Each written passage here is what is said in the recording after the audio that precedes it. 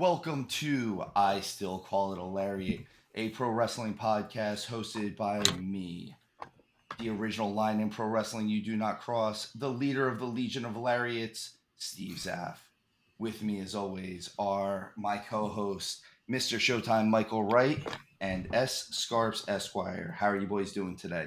Friends, Romans, Codymans, lend me your ears. You know me, Steven. I'm living the dream.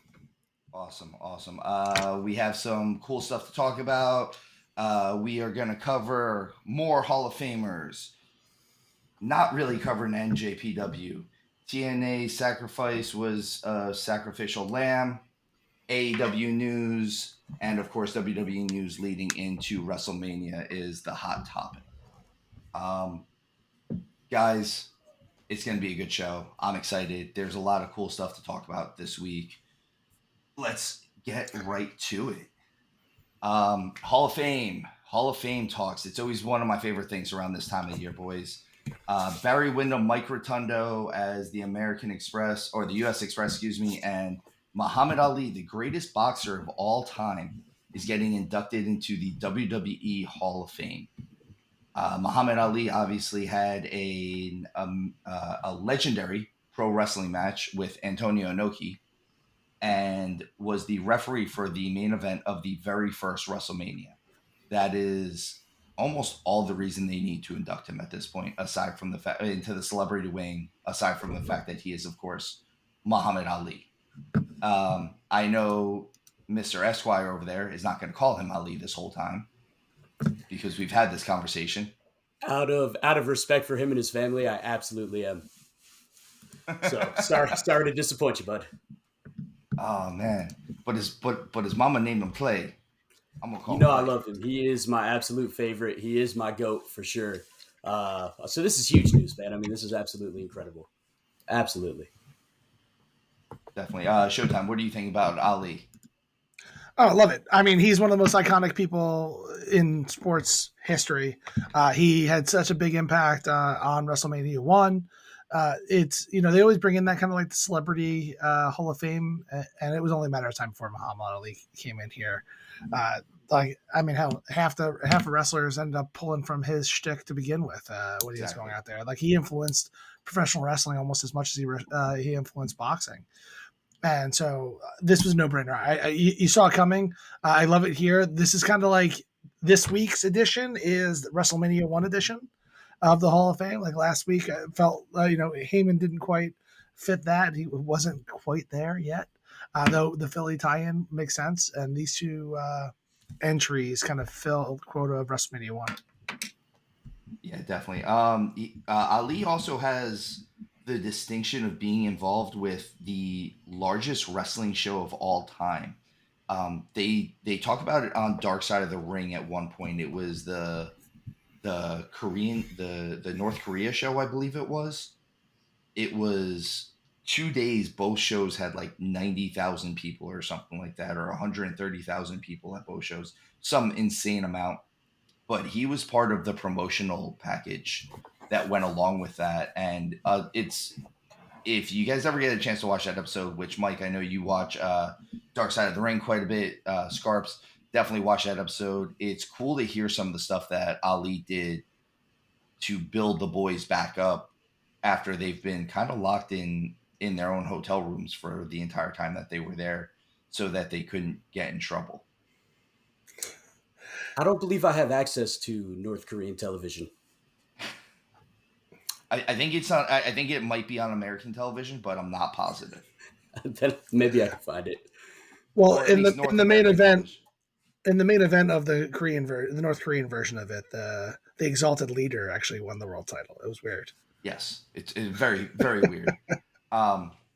Let's see. We have Barry Windham and Mike Rotunda going into the Hall of Fame. I think these are two very deserving guys.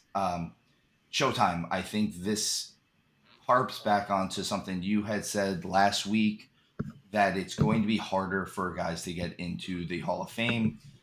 I think bringing them in as a team is their way of making it a little easier, same way they did with Harlem Heat. Wyndham is already in as part of the Horsemen. Got to do the symbol. Rotundo, is most famous to WWE fans and national fans in general for being IRS, Erwin R. Shyster. That would Or be how I know him then, for sure. yeah, definitely. Or as Roddy Piper would call him, Erwin. Or if you listen to the announcers, a lot of times he's Rotunda. Rotunda. Mike is also the father of the late Bray Wyatt and the currently talked about returning Bo Dallas. Wyndham is also their uncle, if I am correct. I don't believe he's a godfather. I believe they're actually some sort of either relation through marriage or blood relation in that way. But that is how Bray Wyatt got his actual name. His real name is Wyndham Rotunda, Yeah. and that was how that went about it. Both of these guys are generational talents in the sense that Barry is a second generation wrestler. His father being one of the original Blackjacks, Blackjack Mulligan, I believe, because he's not related to Blackjack Lanza. They are all three of these guys hugely deserving of this. Like I said, I love the Hall of Fame every year. I like seeing who's going to get their flowers. And these are three guys that I absolutely think shaped and influenced the business. Barry Windham's one of those guys who he does how smooth he was in the ring kind of reminds me a lot of Randy Orton. Sorry. He's a bigger dude who was able to do stuff very smoothly and just without trying. And that reminds me a lot of how Orton moves in the ring. Yeah, he has a good title, a good run with Lex Luger as well, where they win the NWA tag team titles at the original Clash of the Champions. Like, I feel like he was literally everywhere back in the day. But for the U.S. Express, these guys are two-time WWE champions in a time where it was hard to win titles, like where they didn't really change hands all that much.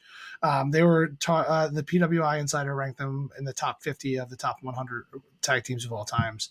And they were the NWA US tag team champions from the Florida version. So those were just some of their accolades that they have, kind of bringing them in, since WWE doesn't just look at their footprint on in the WWE ring. They kind of, it has expanded through some of the NWA stuff, some of the WCW stuff. So these guys, they really do. They have the accolades to be here. They're both amazing workers. They've had a huge impact on WWE in general, and congratulations. Well, it's amazing to see recognition well deserved too. So that's an awesome aspect.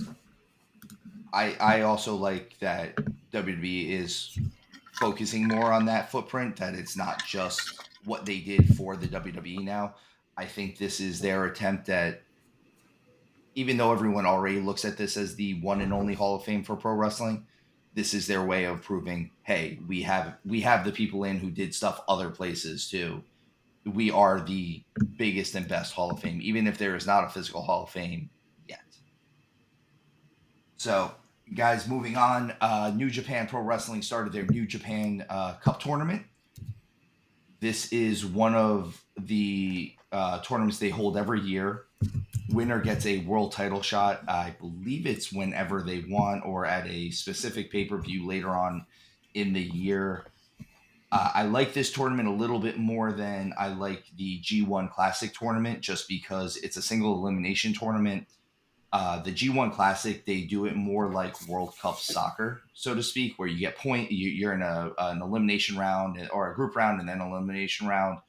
The other thing with the G1 Classic is that they allow the world champion to be in the tournament.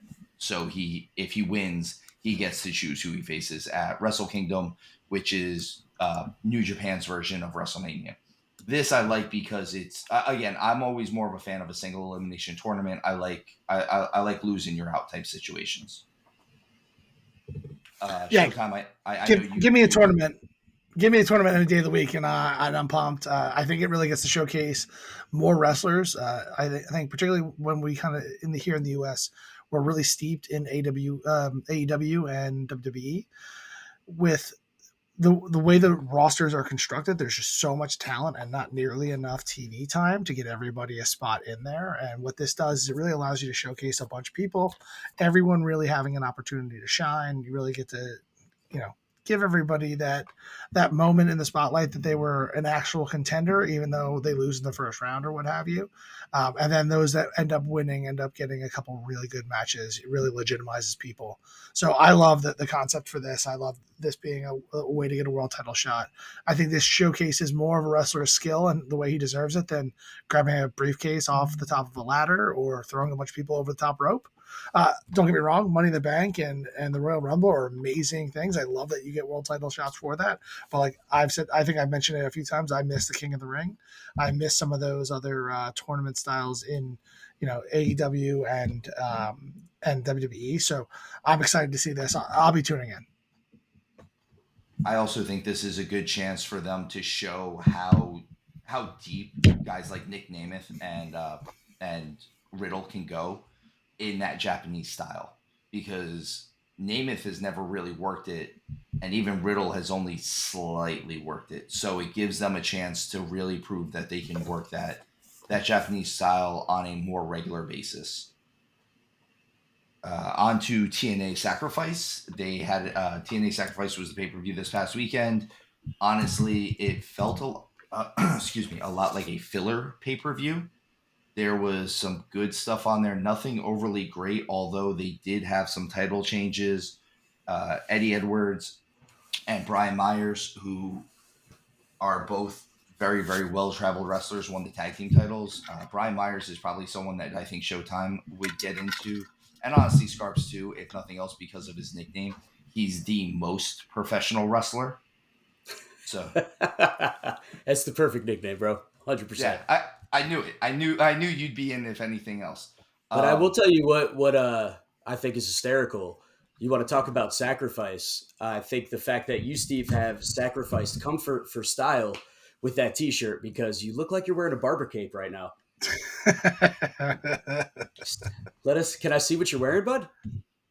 You mean the I still call it a Lariat T-shirt. I love it. It is. Nick Nemeth also made his debut on this his pay-per-view debut. He wrestled Steve Macklin. I am a huge fan of Steve Macklin, and I thought this was a great match for Nick Nemeth to really show his skills. Again, I think all around this pay-per-view was good. I think this is one of those. Again, this was a filler pay-per-view. They put it out there. I thought they put it out there a little quick after the last pay-per-view they did, because I felt like that pay-per-view wasn't that long ago.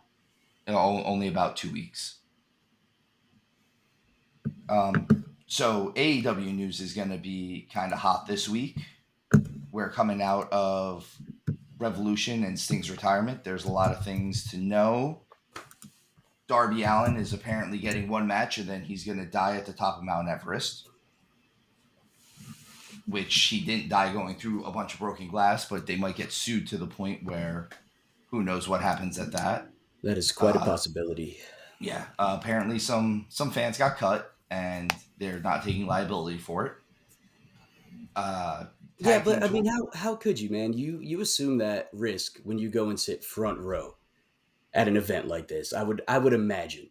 I mean, if we were sitting front row and we end up getting hurt a little bit, we kind of asked for it. I don't know about that. I get where you're coming from. I think I completely understand your Scarps. It's rare that glass shards are flying through the arena. That's not a normal type gimmick that we see a lot. Sure, some crazy thing happens where a ladder falls in the crowd or a wrestler falls over the barricade. You know that you might catch an elbow here and there, but actual shrapnel is not something that you typically expect. You know, you're a huge organization. You bring these people together. I think you have to kind of protect your fans and own up when things happen. Accidents happen. You have insurance for a reason, I would assume. So, I don't know what all the backstage stuff is, but like you got to take care of your fans. Also, let's face it, these guys didn't sign up for the front row of a Gallagher show. They're not expecting to get hit with watermelon. I mean, I'll take watermelon over glass any I'll day of the absolutely week. take watermelon. And it's not, yeah, it's not like they're in the third row of SeaWorld. Shamu isn't splashing down water on them. This was shards of broken glass. I think there needed to be something more done, or someone stepping in saying, "Hey, maybe we shouldn't do this." Um, Well, don't throw stones if you live in a glass house, bud. I mean, that's part of it. And Glass there it houses is. sink ships or something. I don't know. Yeah, I don't know, dude. Does a bear wear a funny hat? Something I don't know. um, Coming out of the pay per view, though, obviously Sting and Darby Allin are not going to be the tag team champions anymore. Darby had said in his promo that he could always just go get another tag team partner and keep defending the titles, but there is no one else like Sting on the planet. And I do agree with that. I agree that you can't replace Sting. With that said, they did vacate the titles and they're going to hold a tag team tournament. Overall, that's kind of all we know about it. Yeah, that was a little disappointing on both fronts there. I was disappointed. Like Darby should have a ton of heat on him right now. He should be going towards a big singles push. I don't know what they have planned for him, but Everest shouldn't be it. I don't know if this is a joke, something he's always wanted to do, but if you're gonna spend all this time being put in the spotlight with Sting, Sting retires, you decide not to get a new partner to keep the tag team titles. That means that you're expected to take the next step and go, I don't know, take down Christian Cage, go take down a title somewhere, or not even, he doesn't have to win it. Like just go do something impactful. Now that you've had all that sting all over you, has he been stung? So like I'm not sure exactly where that all fits, but at the end of the day, I would expect more out of him for this moving forward, and it almost feels like they're trying to avoid that for some reason. And then, just like I said, I love a good tag team. I love a good tournament. I love a good tag team tournament. We can guess there's 3 teams right now that kind of fall into who are going to be in this. Obviously, the Young Bucks had already said that they are going to win this whole tournament, and honestly, if they win it, I'm going to be extremely disappointed. But then you have FTR and BCC coming in here, and I think that in my mind, I'm hoping that they're the main event of this tag team tournament. No one else jumps out at me that they kind of even can hold a candle to these 2 teams. I would love to see FTR get redemption in the finals from the match that we just saw at Revolution.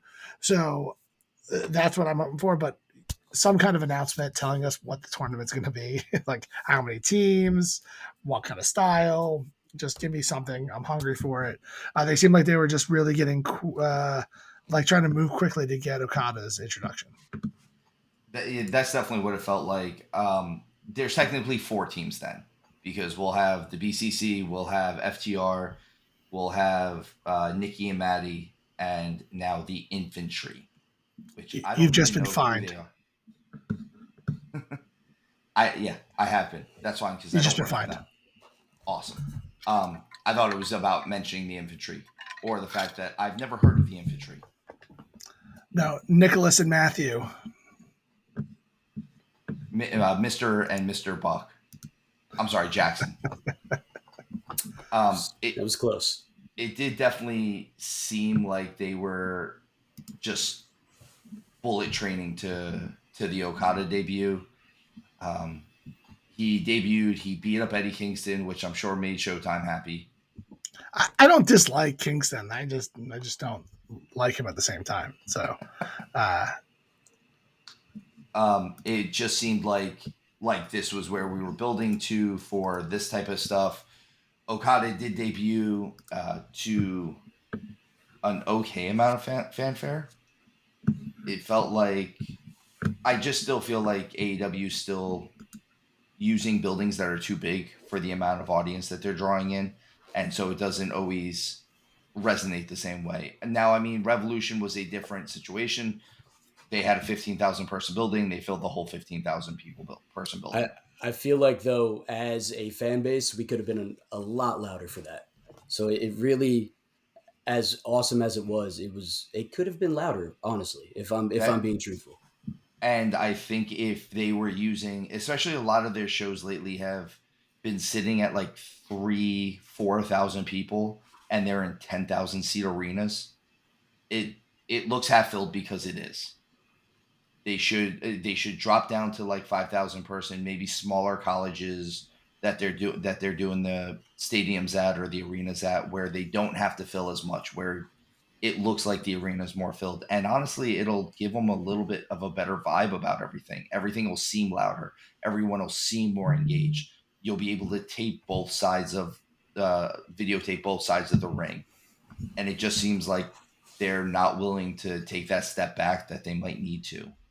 They're not going to take that step back. They got the $15 million man now with Okada, the Rainmaker, bringing in the biggest contract I've ever seen. This is absolutely epic. You're going to see him. I mean, they're gonna center the whole show around him, right? Like you don't give somebody that kind of money without expecting big things out of him. And I think that the first thing you're going to end up seeing is him versus Omega, bringing that feud back to life to the U.S. With Omega's firing. If Omega can come back, let's not forget he came back not that long ago off of some at least minor surgeries, but there were several surgeries. And a lot of people thought he came back early. Now he's dealing with diverticulitis. That is a situation that Oof. can be very, very serious. And regardless of how I feel about anyone in the pro wrestling business, diverticulitis is a serious, serious thing. It takes sometimes years to get a handle on it. And it's one of those things where he, I understand the amount of pain, or I understand when he said he was in pain for so long and they caught it as early as they did is the best thing, because I've had family members that have had diverticulitis. It feels like someone is literally stabbing you in the lower part of the stomach with a knife. I told him to stay out of the ocean, but he didn't listen. The When you look at this, I think he's coming back. I'll make that prediction here, where because they fired him, right? That whole segment was around not wanting to get rid of Hangman and suspend him because he's his friend, but he did beat up 3 referees or 2 referees during the pay per view. And then you are firing Omega because he hasn't been showing up to any of his dates because he's sick and the entire world knows he's sick, not because he's a turd, what they are kind of setting him up to be. And then you're introducing Okada. So I'm assuming you're going to get something with Okada and Kingston. Probably not pay per view worthy stuff, but you'll have the two of them fight. Maybe even take the Triple Crown off of them, and then you will see. Then you'll see Omega come in when he's cleared to wrestle against Okada. That's the only reason they would do that. Otherwise, they just wouldn't have been mentioned them. There was no reason to. That seems like the right path to go. The only other way I could see is that they build up Okada and Osprey, and those two get a little bit of a head on collision, just because they do have history with each other. Okada and Osprey were actually part of the same faction in Japan.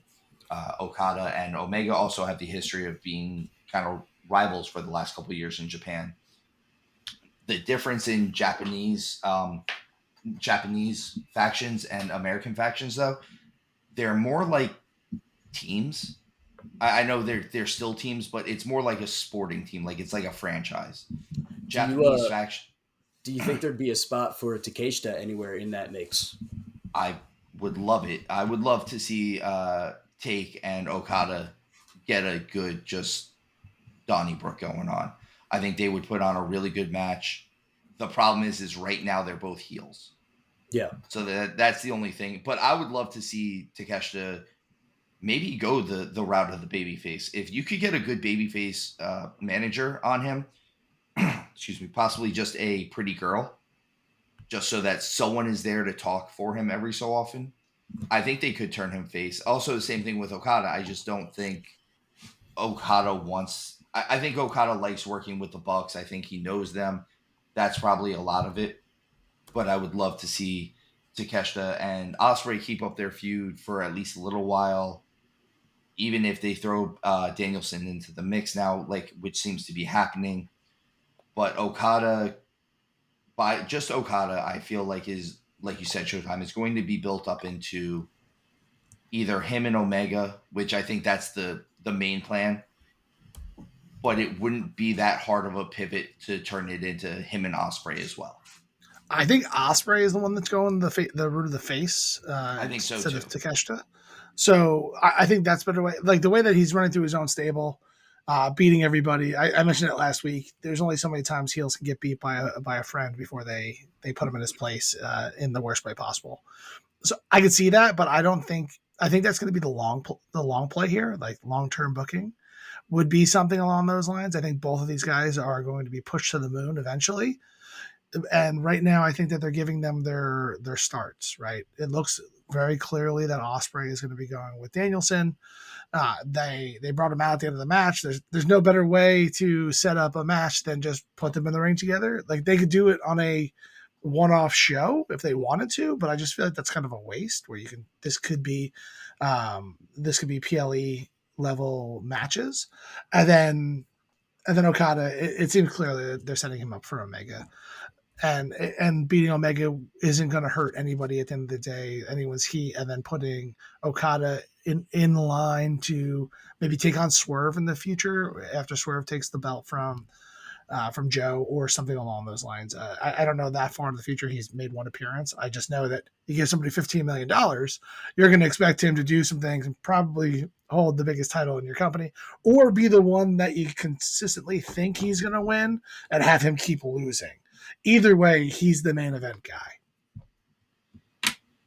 Yeah, I could see that. He should be the main event guy, or you would think that he'd be the main event guy the way, like you said, the amount that he got paid and the contract that he's got going on. And again, anyone who's mad about that contract, I don't know what you're talking about because he was the biggest star in Japan and he came over and they offered him that money. And yeah, take that money.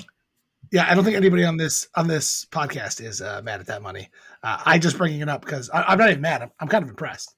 Yeah, I'm jealous. I'm jealous of that money, but I'm also jealous of the fact that he's like 6'3" and like 230 pounds of solid muscle and throws an amazing drop kick. So all around, he earned that money in Japan, and the funny thing is he's the rainmaker, so they had to make it rain for him. Steve, that's only slightly more than we used to make when we were wrestling in VFWs and Legion halls. Like, also, I don't know what you're upset about because you're like 6'2", like 230, 240 pounds, right? Like 30 pounds ago. All right, either way, bro. I'm just saying the numbers aren't that different. I know we were talking about Osprey and Danielson getting built up. I could see this still being a one-off match, which I think that is going to kill it. Unfortunately, I think Danielson is becoming the guy that he's just going to be a gatekeeper from now on. I think, which almost ruins this being his last year in the business. Like, you just know he's not going to get a title. He should get a title just to throw everyone off. Or they're going to give him the Sting treatment, where at the point where you don't think he's going to get a title, they're going to give him a title. Osprey though is looks good. The couple matches that he's had for AEW looks really good. Top form, bro. Absolutely. Yeah. I mean we all loved his match. We all really liked his match at Revolution. I know Showtime wasn't as hot on it as me and Scarps were, but he didn't dislike it either. It was just a matter of, we know that spot matches aren't always what we're in on. Yeah, no, it was an absolute amazing match. It just, you lose me when someone should be in traction mid match. So those are the kind of the reasons why I was a little bit less big on that. But I think that, with some seasoning, some other things, he'll be the main eventer for a very long time. I can't wait to see where he goes. I think him and Danielson is a good way for him to get that seasoning too. I think that's a good talent for him to get pulled back a little bit. Like I always say, reel him in a little bit, where he's kind of he's a little all over the place, and I think this will give him a little bit more of a base, a little bit more of an opportunity to kind of ground his wrestling a little bit. what else do we have for the AEW show? Swerve and Joe and Wardlow. So Joe choked out Swerve with pretty much just Wardlow watching on. Um, I know me and Showtime have talked about this before that we feel like Wardlow's just kind of there. He's a big guy. He's a good looking guy. I don't believe him as a world title contender yet. I think he's I think at one point I would have bought it at this point in his career that he was a world title contender. The problem is all these times that they kept taking him off television and putting him back on television and taking him off television and putting him back on television, he loses a lot of steam that way. And Wardlow is one of their few very, very organic homegrown talents that got over just purely by being over. And then they took him off television for basically no reason. He wasn't hurt. There was no reason to do it. And if they had just let him keep doing what he was doing and getting better matches and getting better, the point that he's at in his career right now, I believe that he could beat Joe for the world title. But now if you put it on him, I'm gonna almost be upset about it. Like I get the fact that it would be a surprise. Or in this case, I'll steal the pun for you, Scarps, a swerve, if you will. But it just doesn't seem like he's there. Like there's no reason for him to be there, basically, other than to let Swerve have an excuse to, oh, I never get a singles match. Oh, I never get to wrestle you for the world title by myself. Every time that we're in the ring together for a tag team or something like that, I pin you, but I can't get a singles match against you. Which I think that's going to be the feud for the summer, I guess, the spring into the summer months, and they'll probably build up for Swerve versus Joe as a singles match at Wembley for All Out or All In rather, excuse me. But Showtime, what are you thinking on this one? I mean, that was what I said last week. That's exactly my prediction. I think you're going to get a bunch of extra people in this for no reason at all. Until finally you get Swerve versus Joe, and that's when Swerve takes the title from Joe. I think Joe's going to keep winning the title. He's going to keep beating the lesser of the trio. So it's still going over strong, still being a great champion, still doing all the things that he needs to do. But at the end of the day, Swerve will take it away once they get a one-on-one match. Eventually, that'll happen, I think.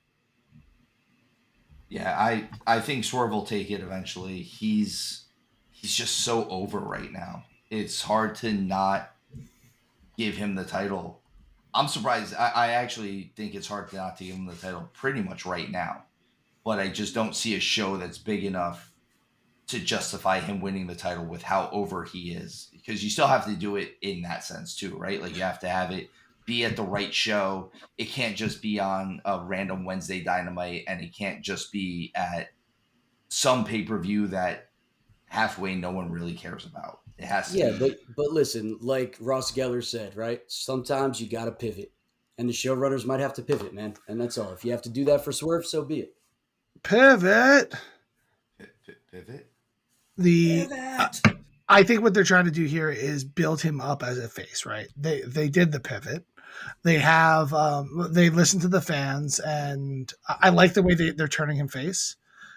Saying I'm like surprised on how well the fans are treating me here, and it's awe inspiring kind of stuff.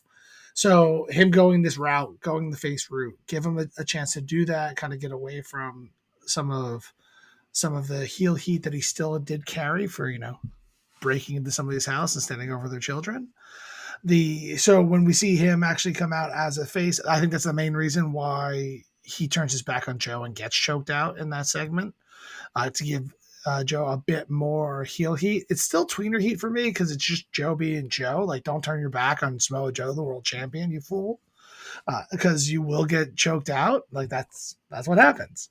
So in this situation, I think that they're trying to build a little more heat. I hope that happens because, like I said, the last match with Hangman, I didn't love it because Joe just kind of seemed like the third wheel, and he wasn't getting any attention in the moment when he was the champion, and everyone should be paying attention to him. So that's where I think they're going to go, and And yeah, I just think that Wardlow is the next guy to get pinned by Joe or Yeah, tapped by Joe. Wardlow's the new third wheel in this. He's Yeah, where it seemed like Joe was the one not getting enough attention. This is going to turn into, I think it's going to be Wardlow is going to be the guy that we kind of don't care about. but I hope No, storyline I loved wise, him in Wayne's World too. So I hope storyline wise they actually find a way to get him in there. Like maybe he goes in there and jumps Swerve or jumps Joe because he still has heat here. Like, sure, no one's going to be expecting him to to win the title here, but like let's care that he's in the match. Where I think that in the last program they didn't do that with Joe, and he was the champion. That's the only reason you cared that Joe was in that match was because he had the gold. I mean, facts. And I think they're gonna, like you said, I think they're gonna build Swerve up the right way, or at least they should. It looks like they're finally building up someone up the correct way to take this title off Joe and really kind of be the face of the company for a little while. I think Swerve, who is also a younger guy, I think we could get awesome matches off of him, out of him with Okada, with Ospreay, with Danielson, with everybody. Really, he's a good talent. He cuts a good promo. I like the fact that he's willing to break in his promo sometimes because it shows that he's able to kind of again pivot in mid moment. There was the promo that he was cutting with Joe where he went to do something and somebody in the front row was like, and then you said, and you just hear him say, cut in real quick, what did he say? And he breaks Swerve. He just has to recoup himself. And I was like, I kind of like that. I like that he's the more human of the guys right now. It gives you something to hold on to. When you see these guys having fun, that excites me as well, right? So Yeah, that's what's happening here is Swerve is starting to have fun with what's going on here. He doesn't have to be so damn serious all the time. exactly. So, guys, we're talking about one Samoan champion named Joe. Let's talk about a different Samoan champion named Joe. SmackDown in the Bloodline, guys. SmackDown in the Bloodline. Roman Reigns. Seems like the only storyline that we need to even worry about on SmackDown anymore is the Bloodline. They're giving us 40-minute segments now just on the regular. 20 minutes of Roman talking, followed by 15 minutes of The Rock meandering to the ring, followed by another, 45 minutes of The Rock saying whatever he wants, which is good for The Rock, getting in to say whatever he wants, because we're finally getting true heel Rock, which I'll listen to true heel Rock all the time. I think this is more interesting than a lot of other things that we've heard or seen coming out of wrestling. The Bloodline is the storyline coming out of this. They're the storyline going into Mania. They've been the storyline. It's the hottest storyline in wrestling for the last couple of years. I think they're firing on all cylinders heading into this WrestleMania. I think the rest of SmackDown has been kind of meh at best. But this stuff has been really good. What are you thinking on this one, Scarps? I got a hot take on this one, boys, and this is purely hypothetical because it'll probably never happen. But just watching these promos, for the Bloodline, for The Rock, The Rock has been really specific lately about how they are family, and he's been over the top about it. And I know that's really important in their actual family history. Something, I don't know, crept into my head where I thought, what if The Rock goes true heel and turns on his own family and turns on Roman? I could really see it happening, and I think it would throw some people off. I'm sure a lot of people have probably already maybe thought about this, but it popped in my head today, and I was like, I could absolutely see The Rock just wham, bam, thank you, ma'am, see you, Roman Reigns. Showtime, what are you thinking on this one? I don't think that's going to happen. It's definitely a possibility. A lot of people were speculating that when he was pointing to the ceiling with the L and with his thumb out, because that was a big deal, I guess. Though I think that he's so over as a heel right now, and the Bloodline still has really strong connections. I think that if that ends up happening, the double cross is going to come when the Bloodline falls apart not Rock costing Roman the title. In theory, The Rock wants to fight Roman as the champion. That's what the whole storyline's about. And then for him to screw Roman at the last second, it feels a little disjointed from me. And I think that this storyline specifically is firing on all cylinders. And to make a kind of mistake like that, I don't think really makes sense. Though I think Scarps, it's absolutely brilliant in the sense that no one is really expecting it. There was speculation around it, and I'm starting to hear more and more people growing with the thought of Rollins actually screwing Cody rather than The Rock screwing Reigns, and Yeah, I that's could kind of see where the that for shift sure. has gone in the Nice. speculation world. But if they do it right, I'm in. I'll pop for it. And The Rock going so over the top, how long can he protect his brand as a entertainer, not just as a wrestler, while calling entire stadiums meth heads? Yeah. I don't know, but if anyone could do it, it's obviously him. But Steven, this this segment absolutely killed me. While they were talking, it was the best stuff on TV. It was amazing, but I just had to sit through 20 minutes of people making their way to the ring. That really just killed everything else. Like, do we really need to build that much anticipation? It's a 5 minute walk down for Reigns, a 5 minute walk down for The Rock, and now Rollins and Rhodes are coming out of the crowd. I like a lot of the stuff that they're doing there, but just speed it up. Let's get to the point. Let's get to the promo where everyone wants to listen to The Rock talk.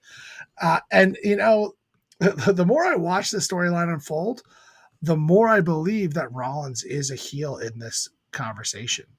He's over with the fans and whatnot, but we'll talk about it a little bit more with the Raw stuff, what happens between him and McIntyre, the way he's addressing The Rock very brashly. He's not a baby face. Like, he might technically be a good guy, be on the right side of history in this, if you'd say, but at the same time, like, he's being quite a douche in the whole situation, and he's inserting himself in a storyline that has nothing to do with him, and it really doesn't, like, if you take a step back, it really doesn't make any sense why he's doing all this in the first place.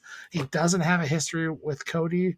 We got to take down the bloodline for what? So Judgment Day could be the best faction in WWE. Like, what's his motivation here, minus the fact that they're just the best? I know the Bloodlines had run-ins with everybody. Everyone has heat with them, and that's what happens when you're so dominant for so long. But at the end of the day, I don't know. I don't trust Rollins. He's suspect. You just don't trust him because he's trying to do something altruistic. That doesn't vibe with you. No, because he's the most selfish wrestler in WWE. Exactly. As far as his character goes, right. I'll do nice things for no reason, but Rollins doesn't. That's also true. I mean, he is the architect. I think there's a very good chance that he still double crosses Cody. I also think that there could be a chance that, to go on what Scarp said, with The Rock double crossing Roman, if it were to happen at Mania, I think it has to come off of if they don't have Rollins double cross Cody. It needs to be a situation where, well, everyone's banned from ringside. There is no bloodline there, but I mean, The Rock stopped. even spoke about how much respect he has for Cody's dad, right? As everybody does. Everyone does. But I mean, just to hear the things he was saying, man, I don't know why in my head I was like, this could be classic Attitude Era Rock. Well, and that's what we're getting. We're finally getting him firing on all cylinders. He's not doing cheesy Rock promos like he's been doing. And don't get me wrong, all that stuff that he used to do, it was over. It was huge. But a lot of it comes in because he's The Rock. Like, it's we're happy to see him, but also he wasn't there for the most part. I think the respect game is coming from all sides, right? Yeah. Cody's talking about how much he idolized The Rock in the past and how great a champion Roman has been. The Rock is doing the same thing. They're all kind of cutting the same jokes at each other's expense. Rock, are you allowed to make that thing? Cody, you're going to let Rollins accept this for you? Well, obviously Rollins and Cody had talked about that beforehand to say that they accepted it. So he didn't technically accept it for him. I don't know. They're just playing a little bit of that banter back and forth, which I see the parody of it all. Though actually you want to do a double swerve is that the Rock double crosses Roman and then Rollins saves Roman. That would be a nice little double swerve in the main event. Never saw that coming, right? So I don't know. This segment, this storyline is great, but can we just get to the ring faster? Like, if they would have gotten to the ring faster, maybe we could have finished the segment, because we just kind of ended with Cody slapping the Rock, and very well should have slapped him. But at the end of the day, we could have saw some aftermath or just anything, and then just go to dark. So the rumor has it that they were supposed to go over and Fox turned them down. No, that's cool. You could have saved yourself 5 minutes of a nice little brawl. Or, like, how about we use the 15, 30 security guards to break that up that have been all over the show the entire time and yet weren't anywhere close to the ring when the promo happened? Like, where were these goons? They were on their mandatory union lunch break. Yeah, it just doesn't make any sense. I don't know. Like, let's not just end with Cody slapping the Rock, because obviously the Rock would have taken offense to that and rock bottomed him immediately. Yeah, and it was unless there's someone to stop him. Well, and it was weird because the Rock is the one who told Roman to stand down after he slapped him. Like, if you look, Rock's the one who puts his hand up to hold him down, and I think this is a situation of, I'm going to agree with Scarps on this one.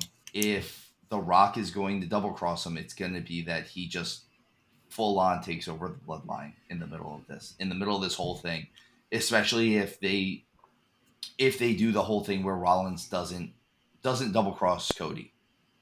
If they do it where the Rock is not really allowed at ringside because the bloodline isn't allowed at ringside, like, it's going to be a one-on-one match, but it's always supposed to be a one-on-one match. They're never supposed to be there.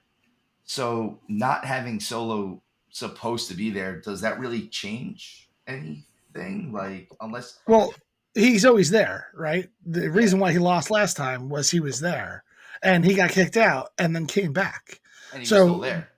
And he was still there. So being able to guarantee that they won't be there would be great. Though there's one really easy way to solve that problem of keeping people out of the ring. Cage match. Exactly. Like, let's just throw a cage up there and then let Cody win a good one there. So, but yeah, and then the rest of this show was just kind of a waste to me. Like, it was, we got Logan Paul coming back, which was cool.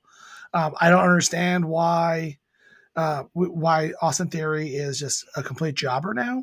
But what a difference a year makes. Going from U.S. champion, Money in the Bank winner, U.S. champion, beating Cena, even though we've talked about this, I think Cena should have put him over a little bit better. And then to being just a lackey, getting just completely dominated by Orton and Kevin Owens. I don't understand what's going on with Waller and Theory. They're taking all the heat out of him in this situation. I think it's a shame. I wouldn't say I'm the biggest Austin Theory fan. I'm not crying from that more space, more TV time. But at the same time, I don't understand why they're burying him so hard right now. Just take him off TV. Like, if that's what it is. If you don't want him, get rid of him. Well, he should be everything that they look for, right? Like, he's young, he's in shape, he's athletic. He cuts an okay promo, if not a good promo. I mean, you don't want to do anything with him. At least send him back down to NXT for right now and figure out something with him there. Put him in the in the NXT title picture and get him back over like you did with Baron Corbin. Exactly. Like, just give him something. I'm not quite sure what's going on there. It seems like SmackDown just isn't doing much of anything, which it's funny because for the longest time, SmackDown was actually the better show. Like, you got more wrestling out of it. Yeah, there wasn't really much in this show in general. I'm nervous about Tiffany Stratton right now. I love how over she is. I think that she's a great new person coming into the organization. I think they might be pushing her too quickly, and I don't want that. Like, really fast. Like, the fans hate nothing more than a fast push, and I just don't want to see her fall flat on her face because I see the talent. Let's get her a little bit more seasoning. But she's going over some people really quickly, really cleanly in fast matches. And I don't want to see this blow up in her face. I think that she could have a really good future if it doesn't get messed up for her. I think, given her physical dimensions, there's no chance of her falling flat on her face, Michael. I mean, I guess that's fair. So SmackDown overall, aside from the Bloodline stuff, kind of a wash. Raw, I thought was good though.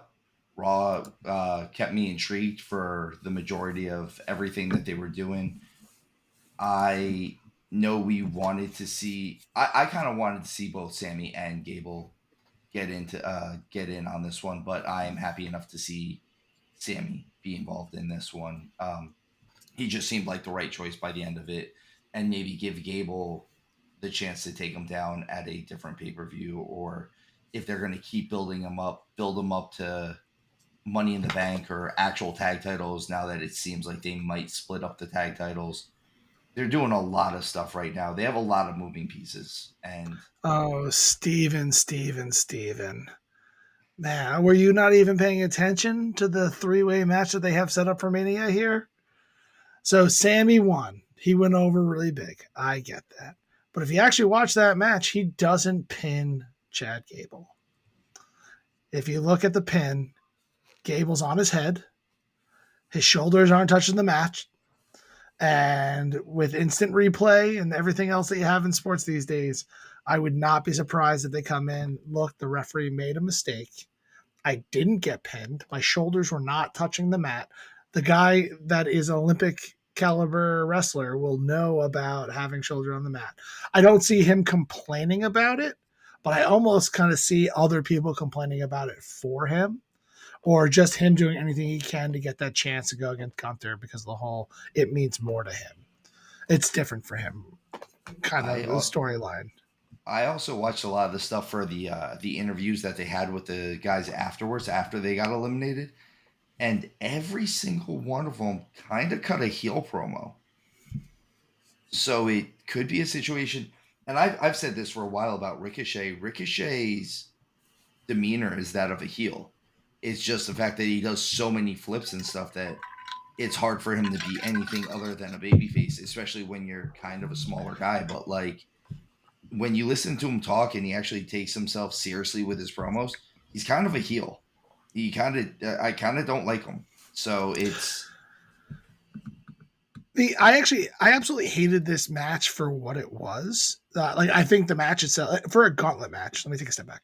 For a gauntlet match, I thought it was a really good gauntlet match.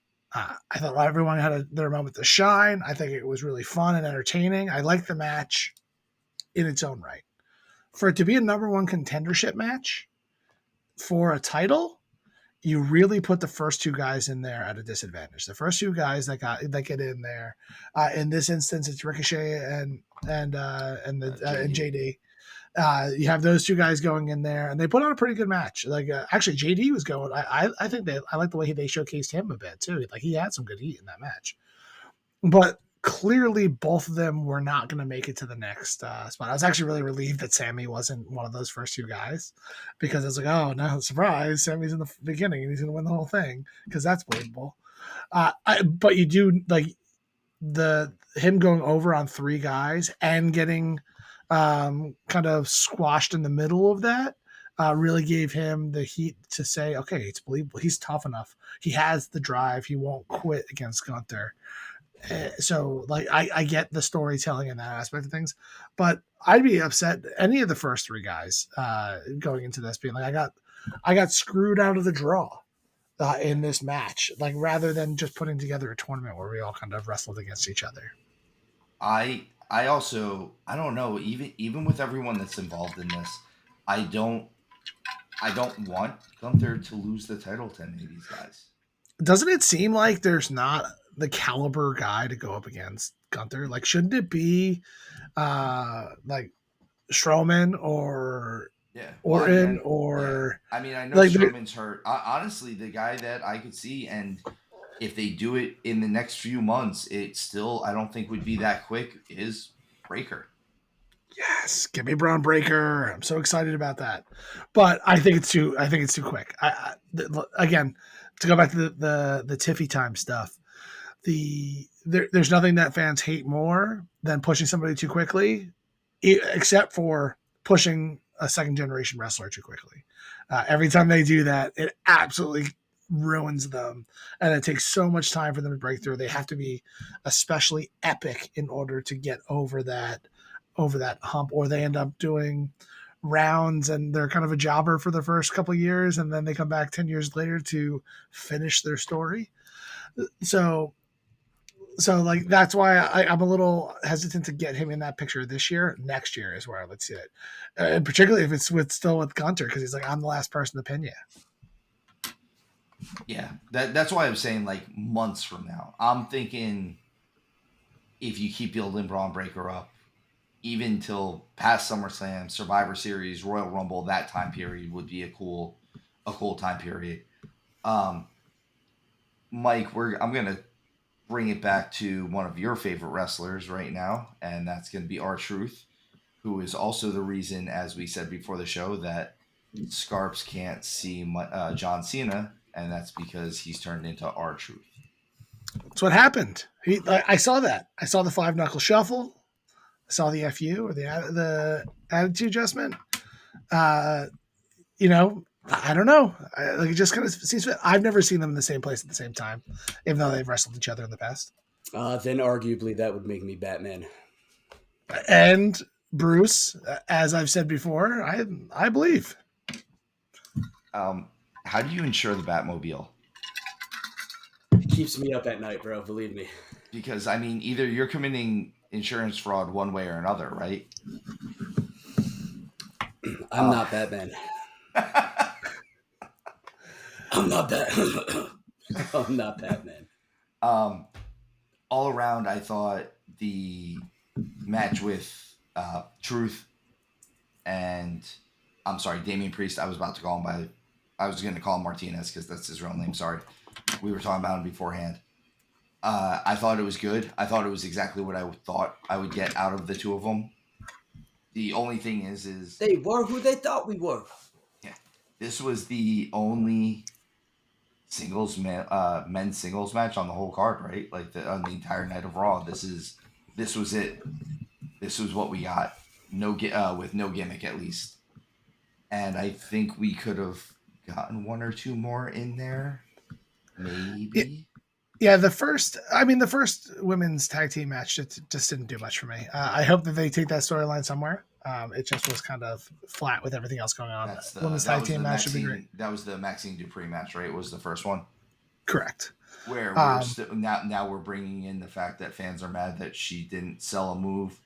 That's what they're mad about. The people in the back are mad that she didn't sell a move when we're supposed to be suspending disbelief that all this stuff is real. So you're mad. It was just a weird storyline. Like it almost felt like you wanted to bring her in to have another Alpha Academy member to make them seem legit, particularly because they get announced later to be a part of the 6-man or the 6-team tag tournament. Like we're gonna do a tournament to narrow it down to 6 teams in one match because there's so much talent in the tag division in order to get it down to 6 of the most worthy teams. But whatever. Let's talk about clusters later. So yeah, that one kind of fell short. But I will say, out of everything, like kind of bearing the lead here, I think, or not bearing, well, actually bearing the lead. But at the end of the day, I thought the best match of the night was Becky versus Liv. I thought that match was absolutely awesome. I think that they show that they're two of the top women on the card. That was better than most matches I've seen. I feel like every match I see nowadays is either screwed at the end.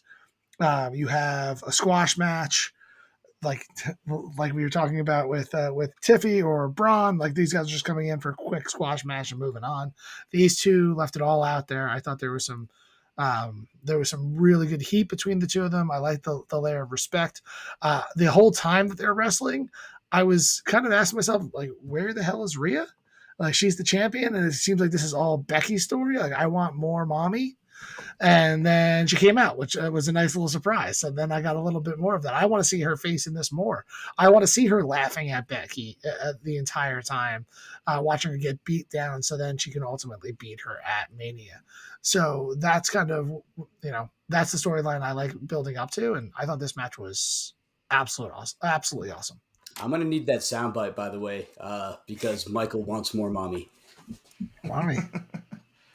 Scarps, I know you had some points on this match. I know you brought up a little bit. We talk about a lot on different rules and things like that, and you had brought up the refs in this one. So let's hear what you got on this one, bud. So the match in general, man, I thought was really good. They are both phenomenal wrestlers. They bring a lot of action, high pace. It was intense. I did, however, feel that at one point I really thought Becky got pinned. I don't know the exact time of the match. I know we had spoken about it a bit earlier, so if you guys can elaborate, because you know the moment I'm talking about. But I really thought there was a 3 count and the match continued. So there was a point. Liv hits a sunset flip powerbomb onto the outside of the ring, and when she rolls Becky back into the ring, the ref gives 1, gives 2, and you can literally see him pull his hand back up for the 3 count. It didn't look like Becky wasn't gonna kick out, but it did add a little bit of doubt on what the ref was doing. I all around liked the match. I really liked the match. I definitely think it was the best match of the night. I have little tidbits that again, this might just be me. Yeah, you do. I don't like Liv. Thanks, buddy. Thanks.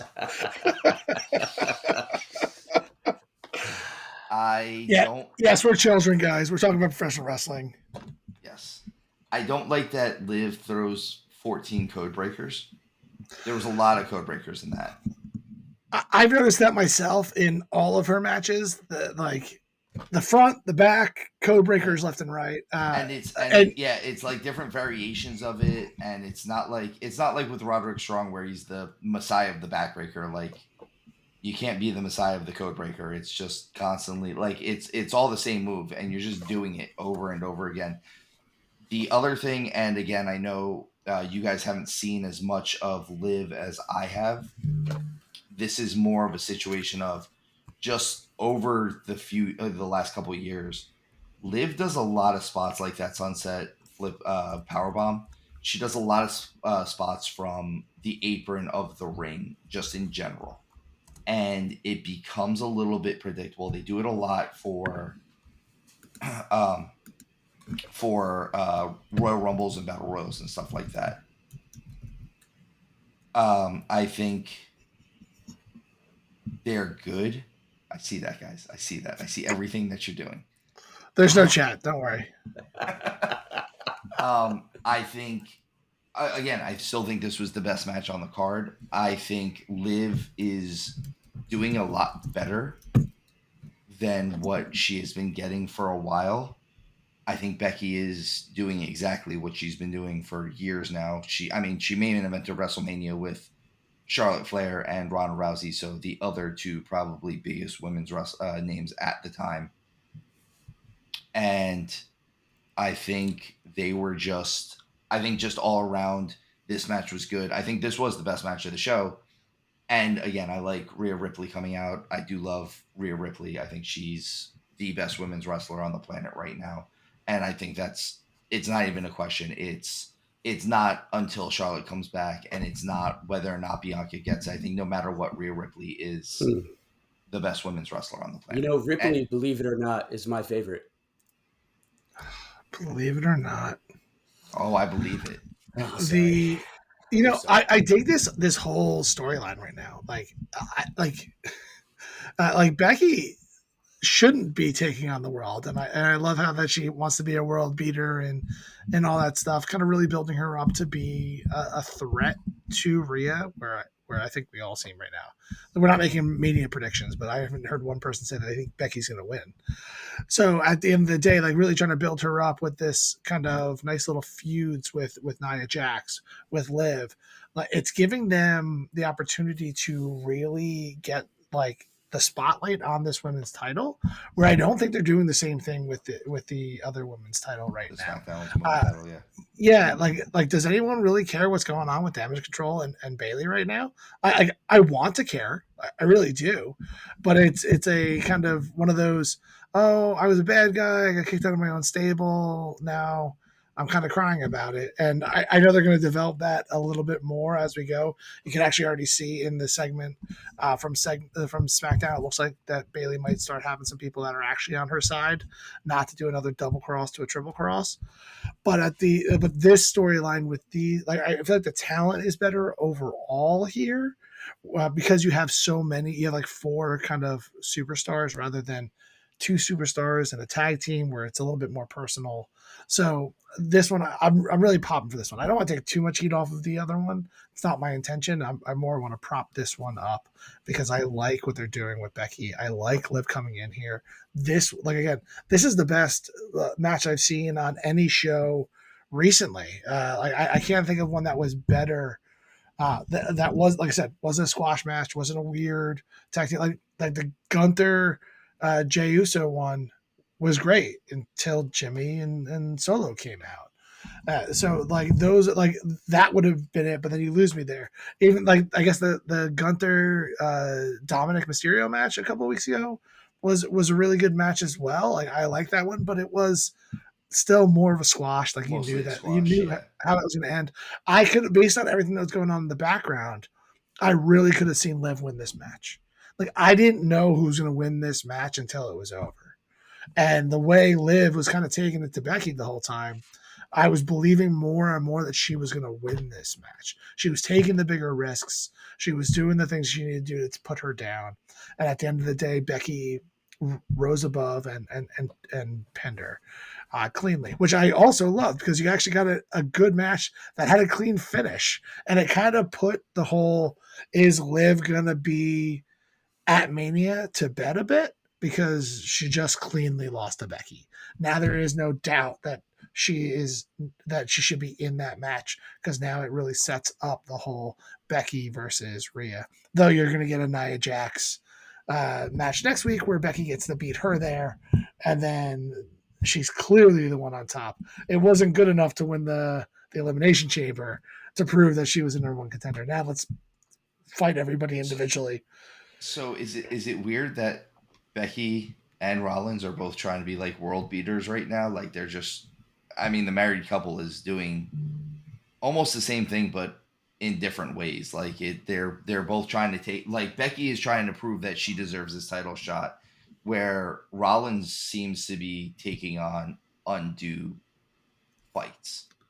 I think it's very different. I think the storyline is very different at the end of the day. I get what you're saying, because Becky is trying to prove something here, right? In the way they're kind of building up, though she's got this great legacy, so she doesn't really have to prove shit. But at the end of the day, they're setting her up as, I need to prove something to myself, to the fans, to everybody, that she can go toe to toe with Rhea. Whereas in Rollins is all selfish, right? It's all for selfish reasons, and there's no one that will be able to tell you more about that than Drew McIntyre. The way Drew McIntyre is coming in here, I love Drew McIntyre right now. He is absolutely awesome. He's saying all the right things. And I actually think that in the segment that started the show, the way he came out, kind of calling Cody and Rollins on their BS, really put more speculation for me that Cody and Rollins aren't really the good guys either. I get that everyone's behind super babyface Cody. I know that Cody's not trying to be nefarious in any way, but at the end of the day, he did tell The Rock that he could have that title shot at Mania, and then he took it back on a whim.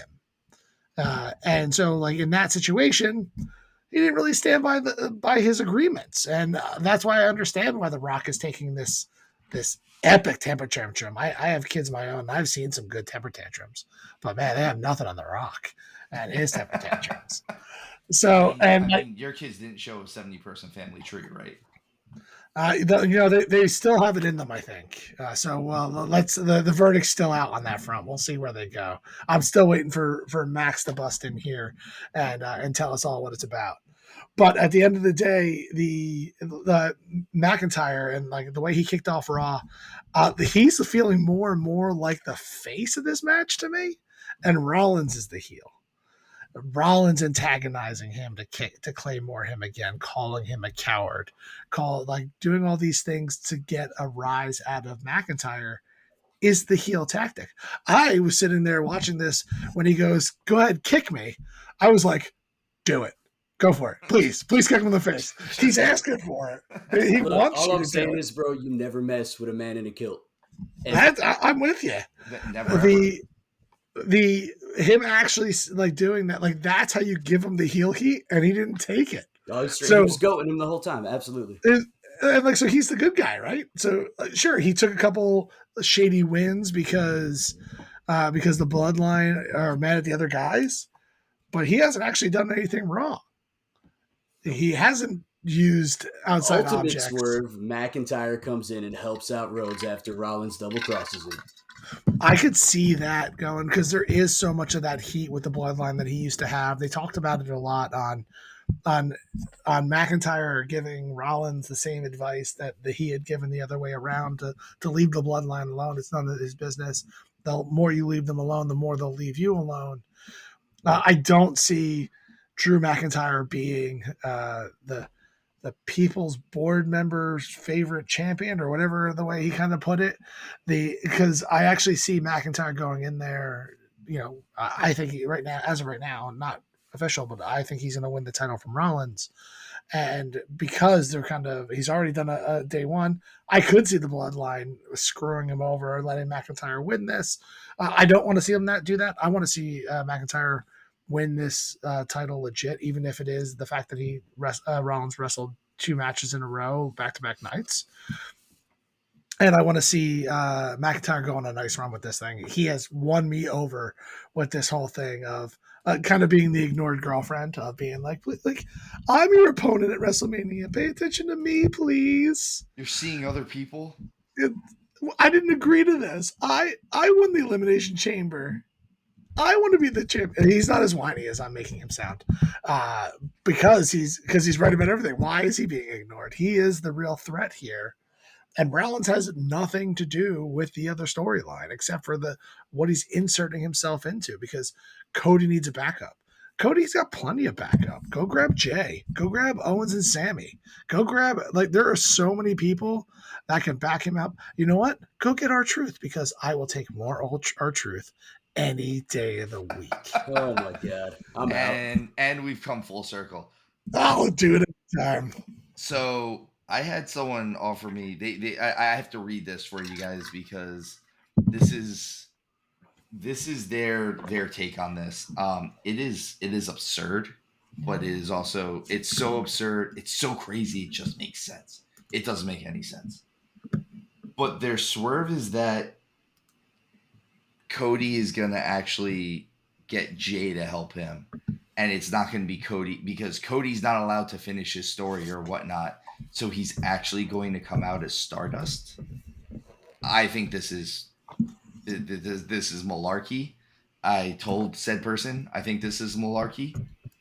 I also think that the one thing that they did bring up, and I actually agree with, is there's not enough kind of shenanigans in this WrestleMania right now. Most of this stuff is being pretty cut and dry, and I wouldn't mind a little bit.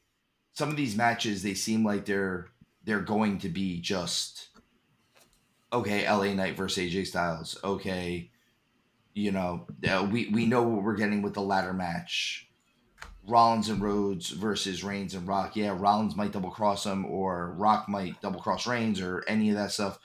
But overall, over 2 nights with at least 8 hours worth of WrestleMania, I kind of expected a little bit more. Again, shenanigans. It seems like there's too many matches that they're just that. There's going to Listen, be man, that can match, you and we're get going to any get the more end of it. stereotypical right now? I know it's March, but you started with the malarkey. You went to shenanigans twice. All right, you keep crapping on the Irish, man. We're gonna have some words later, bud. I don't know if I'm actually crapping on them. No, you're not at I, all. I love the words. I was waiting for tomfoolery. I haven't seen much of that yet. I think the tomfoolery is going to be the next idea that maybe Jay and Jimmy reconcile after their match. I wouldn't be surprised. That's gonna be my wrestling name if I ever get into the biz. Tomfoolery, Tomfoolery.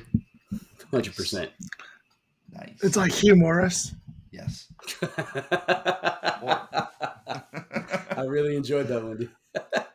I will say, I've been on the bandwagon where I think Rollins is going to double cross Cody, and I think that happens at the tag match. And the idea that McIntyre comes down to save Cody is epic. Like talk about building heat for the next night. Having McIntyre coming in there, maybe throw a Claymore on the Rock. No one sees that coming, right? And it really pulls him out of that match because I can see that whole match devolving into nothingness. Yeah, like I don't see how I don't want to see Cody and Rollins win that match. No. If Cody and Rollins win the tag team match night one, Rose is going to lose night two. And I'd bet money on it. Yeah, because we need him to really have to climb the mountain, right? Like he has to face everything. He has to, otherwise he doesn't come out as Rocky in Philadelphia. Yeah. The other outside interference that I kind of have a sneaking suspicion might happen, this is more of an outside thing, is that Jay rejoins the bloodline. That's what I was. That's where I was getting at with that. Yeah. I wouldn't be surprised if they open the show of night one with Jimmy and Jay, and they maybe even have a clean win. But what you don't realize is that Jay is coming out and he's gonna come out later and screw Seth and Cody, or maybe just screw Seth at this point. You know, you find out that he has been a snake, and again, McIntyre's been right this whole time. Either way, there's a lot going on heading into WrestleMania. I'm very excited about all of it. Everything that's happening right now, if they just keep going the route that they're going, I think we're going to get a really, really good WrestleMania. Yeah, I'm pumped for it. So we have right now, based on what I'm looking at, so we know right now that night two is going to headline Rhodes and Reigns, most likely. You'll have McIntyre and Rollins. I actually wouldn't be surprised if that opens. I hate the idea of a world title opening night two of Mania, but like it's at that caliber where you kind of start and end with the world title matches because you can't have the other world title match on night one because they have the tag match, right? Yeah. And then I'm assuming that you get Bayley and Sky on night two as well. I would think so. I think the way you kind of have it listed, I think you're gonna get Becky and Ripley. I don't think they're gonna main event. I think it's got. I don't either. Match, but I think they learned their lesson from Hogan Rock that if they do Rollins Rhodes versus Reigns and Rock before Becky and Rhea Ripley, that match is going to fall really flat, and like everyone's going to be exhausted from all the stuff that happened beforehand, and they don't want to do that to that match. As much as I was like the other day, I was really gung ho with them having that be the main event, like have Rhea main event Mania 2 years in a row is like what a great story and what a way to put the faith in your woman's champion. I think that tag team match ends up being the main event. I think they even said it was the main event, right? Yeah. Didn't they confirm that? I think they've officially said that. Yeah. I think that you're looking at the other one that we know of right now is Gunther versus Sammy. So like that one, I'm assuming that that's going to be day 1, 2 at this point in time. I wouldn't be surprised if that. I think the Usos are gonna open night one, And I Oh, did I think say day two? I meant Gunther Sammy on day one. yeah, I think Gunther Sammy are going to be. I thought they might actually open with Gunther versus Sammy on day one, on night one.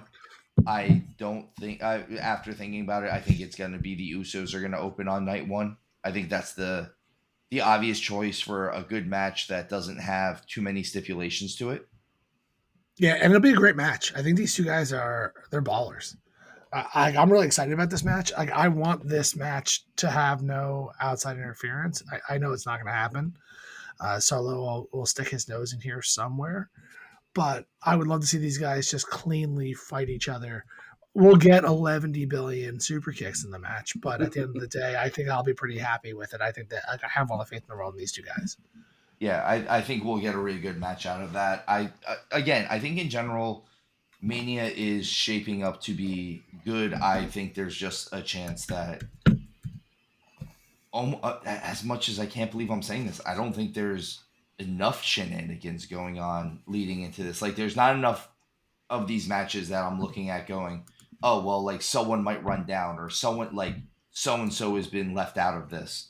So I think I'd like to see a little bit more of maybe dissension amongst the ranks. But as of right now, the way the card is shaping up, I think that everything is shaping up to again be everything that I want WrestleMania 40 to be.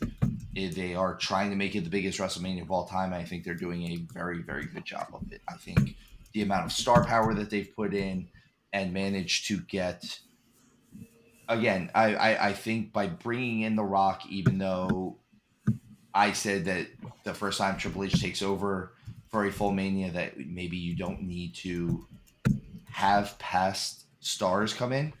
I think this is. I think bringing in The Rock is an okay one. I Yeah, I'm with you think. on that. I also think that the rest of this is just working out the right way. I think they have enough star power with the stars that they have, though, that coming out of Mania, The Rock is going to not be as much of a factor, or he doesn't have to be as much of a factor. He can be an on screen personality without having to be a physical presence as far as being in the ring and things like that. Bro, who cares? It's The Rock. You feel me? I'm stoked. I think everybody's stoked. This is bringing me back. I know even though you guys are more critical and more looking toward the inner workings of everything, who cares, dude? This is going to be absolute electricity. It's going to be super fun.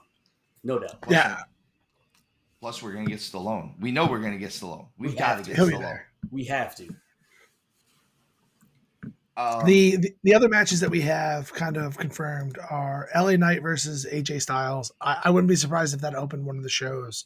I think it's going to be a killer match in general. You have Orton versus Paul. I think that's going to be a great match. We were talking earlier today. I absolutely love Orton. I'm glad that he's back. I think he might be fundamentally one of the best in ring minds and wrestlers out there. I don't know if I've ever been really all that upset of a match that he put on. Like, he has this suspension of disbelief. I could use less of him just banging on the mat, but I mean, showmanship is what it is. That's just because you're mad that he's still a Mickey James gimmick. I hated him when I was younger. That's how good of a heel he was. Yeah. I He was absolutely great. loathed him. And then we have the 6-team ladder match. I said earlier, I'll be less critical if they add an extra ring. I'd be really excited about that if I can get three, like one set of tag titles in one ring, another set of tag titles in another ring. I doubt they do this. I'm not predicting that's what they're going to do, but I would love that just to open this up a little bit, because there's going to be a lot of bodies flying around with ladders. There's just so much opportunity for people to get hurt. The Kabuki Warriors are going to fight somebody for the tag team titles, I think. I don't know who that is. It'll probably be on the pre-show again. It might be. And then there's just going to be, like, you have to fill in, right? Because that is essentially, that's 11 matches out of potentially 15. So there's another 4 matches, give or take, that we haven't in there. they've been flip flopping on this one a lot in the past couple of years, but they might throw the Andre the Giant Memorial Battle Royal in there on the actual main card on the main show for night one. I could see that being something where the winner of that maybe gets thrown as a third person for Gunther or something along those lines. I don't know, get Gable back in it. And all of a sudden Gable's back in it. It's also a chance for, if they're not going to do that, that's a lot of times what they do with a guy like Braun Breaker or like someone like that, where, well, here's our feeling out process. Let's have Braun Breaker win this and see how the crowd reacts to him winning this. And if he wins this, maybe we didn't shove him down your throat too much.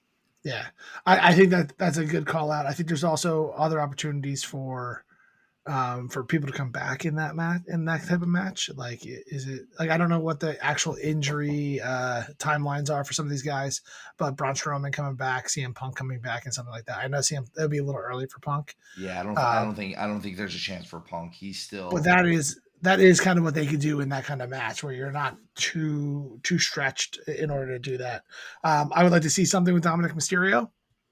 Getting out there. Like, we haven't really talked about what he's going to do in this on this card. And after last year's banger with his father, I would love to see another really good one. There's a lot of talk with the LWO right now and kind of the feuds that they're going in with. I can see them going in there. There's got to be another one or two women's matches on this. I think we're going to get Dom versus Andrade. You think so? Because it seems like it's more like they're gonna be pairing up rather than fighting each other. I don't know. I think it's gonna be like, you should come join the Judgment Day, and he's gonna be like, nah, no, we're not doing this. It's I was part of a team, and it just, no. I'm just gonna keep doing, like, Andrade's not a face by any means, but I don't think he's kind of a standalone heel. I was actually more fearful that Andrade and Dom are going to end up teaming up after the Judgment Day kicks Dom out. And I really don't want to see that because he is just so over with the Judgment Day. Like, I want that to stay intact for a little bit longer because I'm really enjoying everything they're doing right now. So if this ladder match turns into some way to split the titles, I'm going to throw this one out to you. Obviously, Finn and Priest are the tag team champions right now. What if the Judgment Day were to still come out of this with both sets of tag team titles? Now, I don't mean Finn and Priest. Finn and Priest keep the Raw tag team titles, but maybe you have Dom and JD come in there and grab the other ladder and take the other tag team titles down. And now the Judgment Day is kind of running both shows. Or it's Dom and Andrade that ends up getting the other. They team, like, that's what they were alluding towards. I could do that, but I think the Awesome Truth is taking one of them. I want to see them take this. Obviously, that's. I'll put that down now. I'm gonna pick R-Truth to win this because that's all I want. So real quick with what we have listed, I think everyone's excited about Rhodes versus Reigns. Honestly, they put on a good match last year, and we were all mad about the ending, but it was still a good match. It's great. I think Becky Rhea is going to be really good. I think Rollins McIntyre is going to be good. Yeah. I'm going to throw it at you guys before we get into other stuff. What match so far are you guys? Scarps, I'm going to ask you first. What match do you think you are the most excited for just going into this, as far as who's again, just what match? I think just based on the potential for sheer chaotic ridiculousness, I have to go with the 8,000 man tag team match, the ladder match. What is it? The 6-team ladder. 6-team ladder match. The 6-team ladder match. I think just because of the sheer chaos. Do I think it's going to be great quality wrestling? Not necessarily, but I think it's going to be absurd, and for those reasons, I'm kind of in. We're going to play it out and see. You want to know what I'm in for that match for? Is it's just going to give Scarps another chance to say Jamokes. Jamokes. I'm waiting for it, boys. I'm holding that one close to the chest just for when it's most appropriate. I know that was an opinion-based question, but I think you got it wrong, Scarps. I don't believe you that is what you're most excited for. You're clearly most excited for the tag team match with The Rock, Reigns, Rollins, and Cody. Yeah, I mean, Like, clearly. it's come on, it's The Rock. That's Like, that's the real answer. It's Yeah, The Rock. I'll yeah. give him that. 100%. So okay, Absolutely. if you want to eliminate that because that was just the easy answer, then I believe you. Then it's not the wrong answer. But you're not fooling anybody, bud. No, dude, the 100%. I want to see The Rock in action. I think it's going to be phenomenal. So, having said that, Michael, right? Stop being a jamoke. Listen, excuse me, sir. Check yourself. Folks, The you wreck yourself. for me, it's definitely not that tag match, even though R-Truth is in it, and I do want to see that. I was really excited about Judgment Day versus the Awesome Truth 1-on-1. I'm not gonna lie, I'm disappointed that it's turned into this because I don't like this type of match to begin with. I'm cool with you add like DIY into it because they've been kind of like floating around the tag team titles as well, and you can split them up, throw both titles up there. Regeneration X. Yeah, I like Regeneration X. That's great. So at the end of the day, like that one, that would have been my answer if it was just the Awesome Truth versus Judgment Day. There's a lot of good matches on this, and honestly, the real answer is the tag team match that I just made fun of Scarps for not saying. So I'll just get that out of the way now because Thank you, because if you didn't, I was going to hit you right there, dude. I think it's just going to build up the whole second day at the end of the day. I think it's just going to build up the whole second day because I do think Rollins is going to double cross Cody in it. I do think it's going to build heat for the other world championship match. I think that it's going to make everybody expect shenanigans in the main event of Rollins Cody. So I just like everything you need. The reason why you're not, Steven, the reason why you're not seeing shenanigans is because they're going to fit it all into this tag team match. Like 2 days of Mania's worth of shenanigans in one match. In one 20-minute match. So with all that said, I don't know. Like, I'm really excited about this LA Knight AJ Styles match. I think it could be really, really good and like really worth the watch. And then I think it's floating under the radar right now. Like, I agree. Like, and I think unfortunately this is their way of almost not booking LA Knight correctly because he was so hot for a little while, and like, oh well, we didn't get him over. He got him over, and now they don't know what to do with him. And they're not building it very well right now. You're going to have AJ record a response, and he's going to take out his anger on a TV with a chair. That it's falling flat for me. But I know the talent that's in this match, and I'm going to really enjoy that. And then, Becky made me a believer with her Liv Morgan match that the Rhea Becky match might just be an absolute classic, WrestleMania classic for the women's title. I'm really, really excited about that one as well. So I'll kind of give it those two.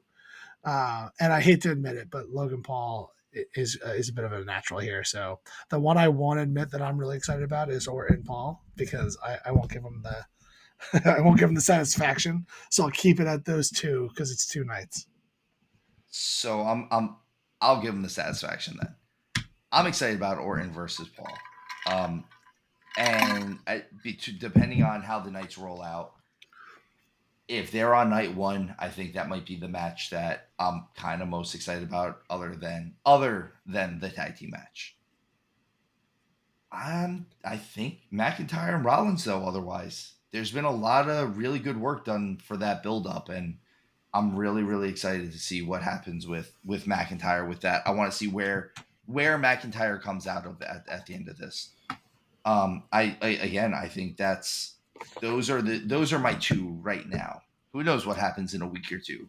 They could do something again to quote Scarps. They could pivot, and we could see something completely different that makes me super excited. They could do more stuff with AJ and LA Knight, which I'd be really excited about because I think that match is going to fly under the radar, and I would really appreciate it if they stopped having that match fly under the radar because it has the potential. It has potential to have better build up than it has, and it has potential to possibly steal the show on at least one of the nights. It really does. Now then, I've asked you guys a question. We're gonna build. This has been building up a little bit to Mr. Esquire and his inquiries. If you just do me the honor of holding on for a second.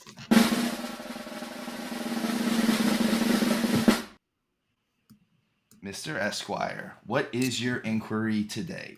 It's time for a fun-filled question from your boy Scarps Esquire. So this one is kind of a fun one. We have been watching wrestling for a long time. Some of us have actually wrestled, not being one of them.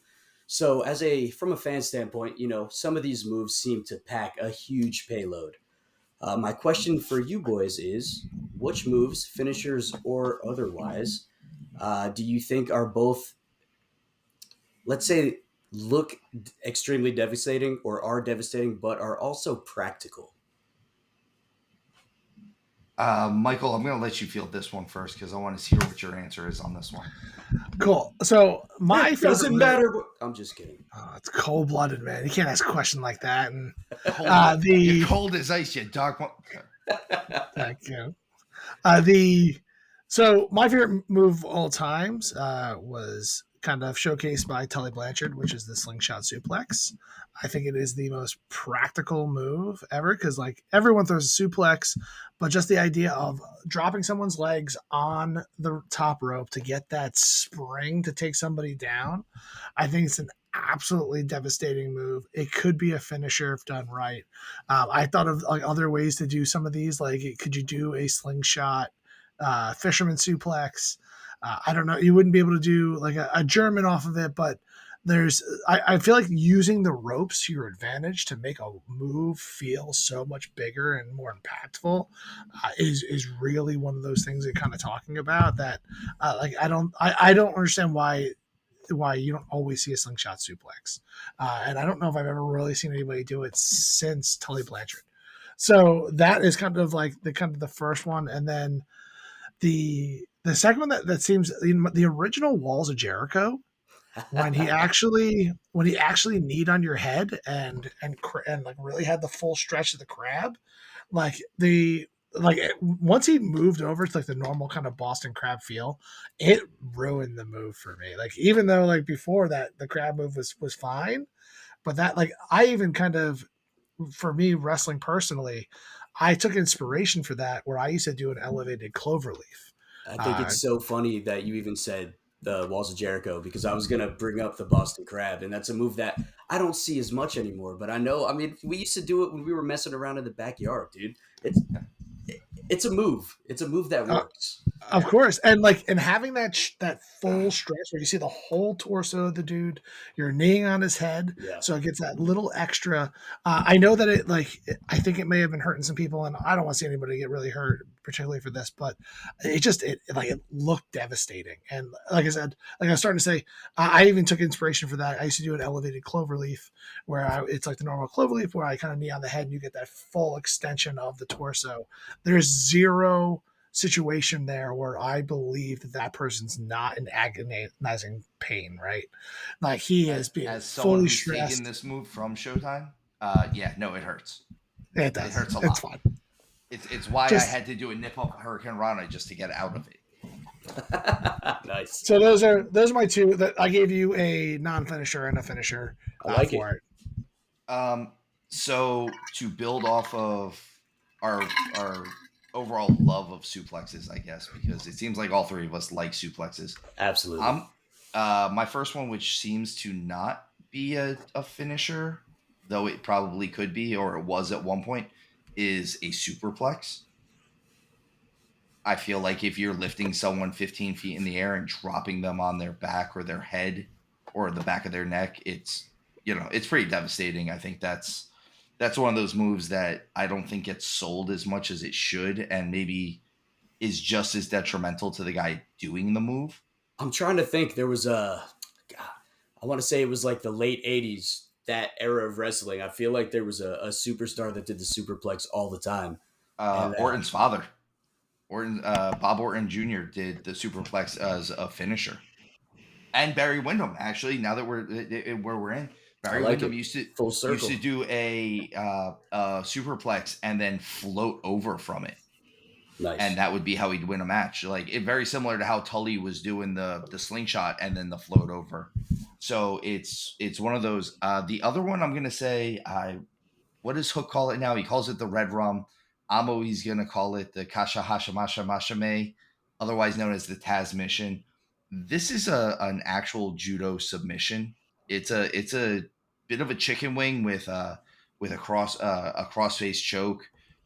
That's a real move. Like that's a thing, and it's really done in competitions to try to end it or tap somebody out in real life. So moves like that, I always think are kind of practical and devastating looking. I refrain from saying just a normal rear naked choke or whatever Joe calls it now, but I had to look up the name of the actual move because I was curious. The kata hajime. yeah, I think there's an extra syllable in there that we're not saying. It's like kata hashim katame or something like that. It's No, like it's like three. It's the kata hajime. It's Yeah. 3 words.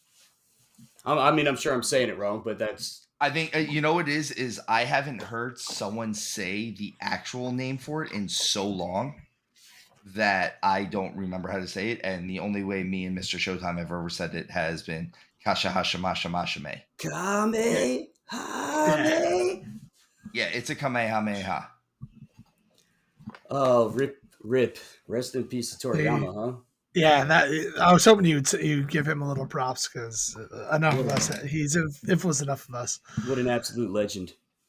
The other move, I'll just throw one more move out there that I just don't think gets used enough because like people do throw suplexes around all the time and like no one uses the Northern Lights anymore. I do think I saw somebody throw one the other day. They did it Revolution. At Revolution, right? Hook through a Northern Light suplex, and I remember looking at Scarps while we were there, going, "Well, Showtime will be happy." Yeah, I was. I couldn't remember where I had seen it, and obviously it was the one match that was a complete shit show. So not surprised that I couldn't remember which one it was. But like that could end matches easily, and I just no one really throws it, and it's never really been in the forefront. I know it's a tough move to throw and like keep that big bridge, but at the same time, I think it's just a cool move. I pop for it every time.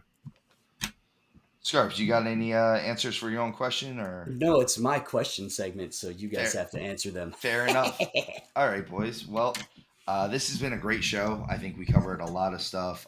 Real quick, anyone who's been listening to us, following us, any of that, I really want to show appreciation and gratitude that you are giving us as much support as you have been. If you are listening to us, but you are not following us, but you're enjoying the show, please, please, please hit that follow button. It does not cost you anything extra. I promise you, it will help us more than anything else you can do is just hit that little follow button or that little subscription button on YouTube.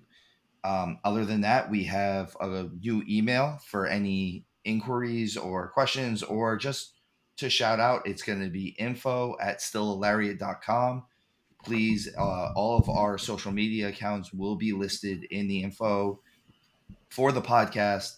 Thank you, everyone, for listening. Guys, have fun, make money. Let's get out of here. Peace out, yo. Thank you all.